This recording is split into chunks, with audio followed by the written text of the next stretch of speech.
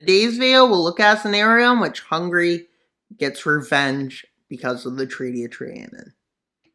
And the first thing they do is get revenge on Austria. Why Austria? Because Austria is responsible in their eyes. But after this, they decide to annex Austria, with them wanting revenge on Romania, trying to take over their country, with Romania being shocked as the offensive quickly crosses, with Romania starting to hold the front.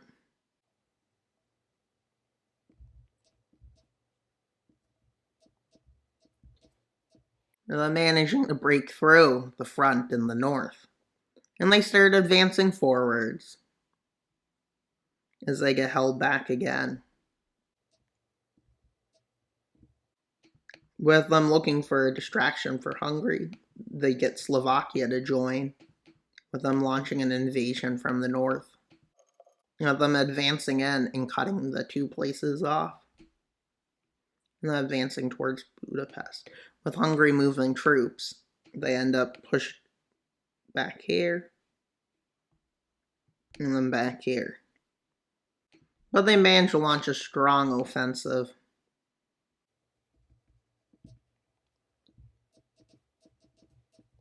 With them advancing rapidly.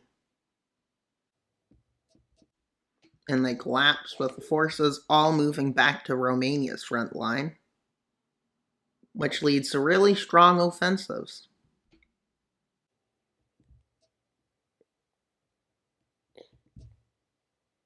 With them starting to get pushed back more. And them managing to get pushed back all the way to Bucharest.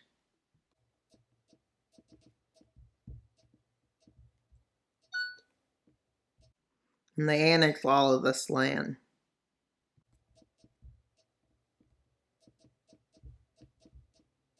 With them withdrawing from Romania, and then annexing all the territory. With them invading Czechia to take some lands over so that they can get ready to invade Germany. And they align themselves with Poland. And instead of annexing the full thing, they annex lands over here. And then they annex over here, with Poland annexing it, but we won't show it on the map.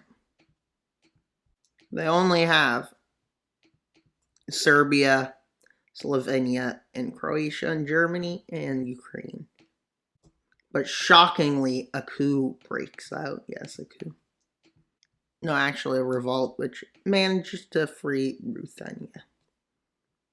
And after this, Hungary manages to annex it, as they're mad at Germany for causing World War I, which led them to lose lands.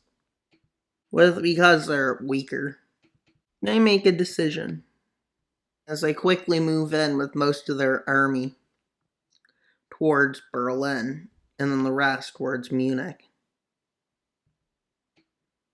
And to create two encirclements and collapse them. After this, they manage to take over these lands. And with all this falling so fast, Germany is needing to negotiate. So let's see the peace treaty. Well, it's probably not the fairest treaty, as they annex these lands, which is definitely less than what they occupied, with Germany being destroyed, with them planning to go after the Balkans, but that being figured out for the nations declare war. Bosnia, Croatia, Slovenia, Serbia. But they were planning to just go after one. But they had troops on all the borders, thinking this could happen. And I'm mostly focusing on Serbia at this point, just holding the front there. At the front in Serbia stalling, so they go into Slovenia and Croatia to grab the coast. And with this, they move in to quickly take Zagreb from Croatia. And they basically made this area having to hold there. As they go out south of Belgrade, and then they manage to encircle Belgrade and cut off the southern part of it. As they start entering Bosnia, they offer Bosnia peace. As they offer it again, as their lands are starting to fall more so. With them refusing, they occupy some more of it. With them realizing it's time to surrender, so is Serbia. So let's see the peace Balkans, but they also don't annex all of Bosnia, and they annex the northern part of Serbia, and they annex Croatia's coast and the most of Bosnia. And well, these three nations unite into one nation.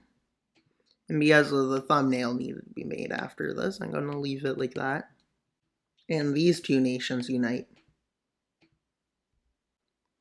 And this empire is greatly unstable if all groups wanting to leave, pretty much. So let's see how long it stands before it falls apart. And well, that's all for today's video. Please like, subscribe, and comment. Wild Mapper out, but not until you subscribe. Bye, guys!